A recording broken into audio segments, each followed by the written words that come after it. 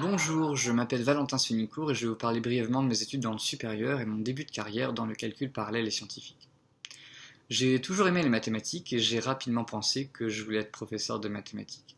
J'ai fait un bac S spécialité maths avant de rentrer en classe préparatoire MPSI. Je ne savais pas trop ce que j'y faisais et puis être ingénieur ça me parlait pas. Donc finalement je suis rapidement parti en licence de mathématiques à l'université de Lille dans l'objectif de passer le CAPES ou l'agrégation par la suite pour donc devenir professeur. Les mathématiques dans le supérieur, elles sont pour moi plus profondes et plus abstraites que celles du collège-lycée qui semblent, elles, plutôt axées sur le calcul, l'acquisition de bases logiques et la compréhension de l'information chiffrée. Après ma licence, j'ai commencé un master en mathématiques pures, mathématiques recherche, mais pousser la théorie plus loin ne m'intéressait plus. Je quitte la formation en cours d'année pour voyager, m'étant rendu compte que les maths en elles-mêmes ne me suffisaient plus, tout simplement. Je passe le CAPES l'année suivante et j'enseigne en collège donc pour tirer mes aspirations au clair. Et là je me rends compte que je veux faire des maths appliquées et que je me vois plutôt à l'international.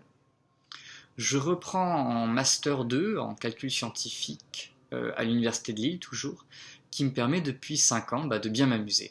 Je suis actuellement consultant en calcul scientifique et en calcul haute performance, dit HPC. Qu'est-ce que c'est que le calcul scientifique ? C'est la simulation numérique d'événements, de phénomènes physiques pour mieux comprendre le monde. Notamment des phénomènes par exemple qui seraient trop longs comme en cosmologie ou en géologie, trop brefs comme des réactions chimiques ou des simulations de particules, ou encore pour s'affranchir d'expériences coûteuses comme des crash tests ou encore autour de prototypes d'avions ou d'autres engins qui n'ont pas encore été conçus ou fabriqués. La simulation, c'est indissociable du calcul. Et bien oui, pour bien simuler, il y a beaucoup de calculs à faire. Il y a un réel besoin de savoir utiliser de manière performante les architectures informatiques d'aujourd'hui, comme des multiprocesseurs, des réseaux d'ordinateurs ou des cartes graphiques, d'ailleurs avec lesquelles on peut calculer bien plus que la couleur de pixels avec des jeux vidéo. Le but étant donc d'avoir des résultats en temps exploitable, voire du temps réel, avec une programmation qui est axée sur la recherche de la performance, sur l'accélération de codes de calcul. J'ai eu la chance de pouvoir faire mon stage de fin d'études dans un laboratoire national en Californie, avant de travailler 1 an et demi en volontariat international avec Total. Et puis j'ai commencé en CDI après en tant que consultant chez Aneo à Paris, et j'ai travaillé pour des clients tels que BNP ou IBM.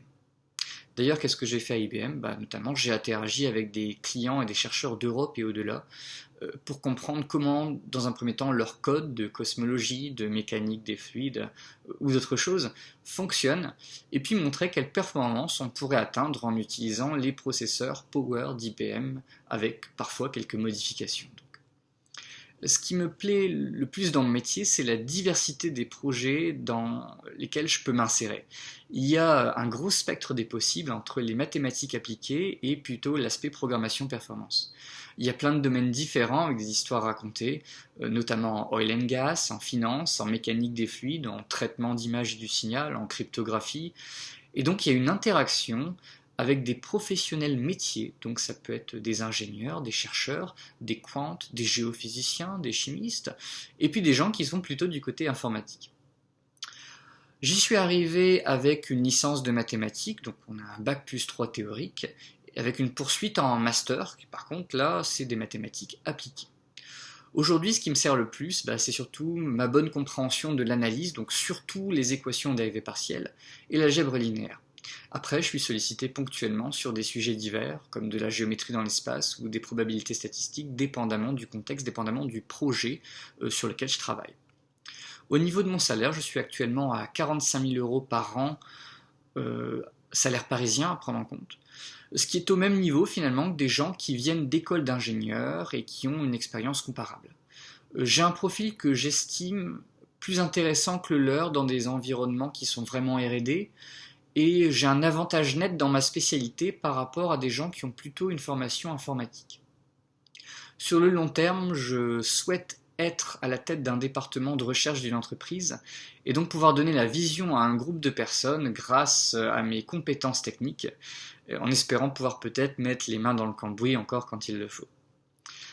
Pour finir, si vous voulez travailler dans les mathématiques en entreprise, moi je pense qu'il y a plusieurs choses qui sont très importantes pour prendre un bon départ qui peut faire la différence.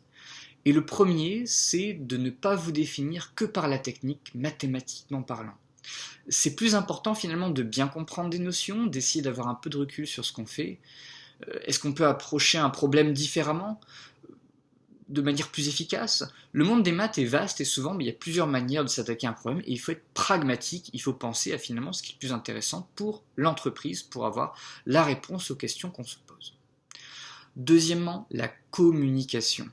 Savoir se mettre au niveau de vos interlocuteurs pour comprendre les besoins qu'on a mutuellement et montrer que l'on va bien arriver au but commun désiré, c'est fondamental.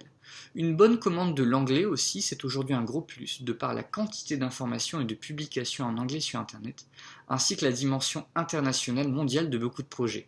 Ça vous aide aussi à asseoir une certaine aisance à l'oral. Enfin, soyez intéressés et proactifs. Regardez des vidéos, parlez avec des anciens étudiants ou des professionnels.